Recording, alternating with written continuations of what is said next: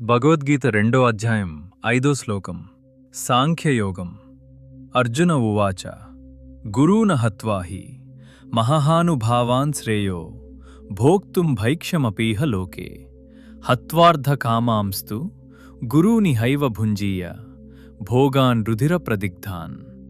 భావం: మహానుభావులైన ఈ గురువులను, భీష్మ ద్రోణాదులను చంపకుండా ఈ లోకంలో భిక్షాటన చేసి అడుక్కుని బ్రతకడమే నాకు శ్రేయస్కరం.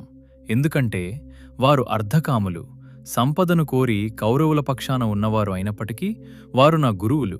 వారిని చంపి వారి రక్తంతో తడిసిన భోగాలను, సంపదలను నేనిక్కడ ఎలా అనుభవించగలను? సందర్భం: 4వ శ్లోకంలో గురువులను ఎలా చంపగలను అని ప్రశ్నించిన అర్జునుడు ఈ శ్లోకంలో తన వైరాగ్యాన్ని ఇంకా బలంగా వినిపిస్తున్నాడు.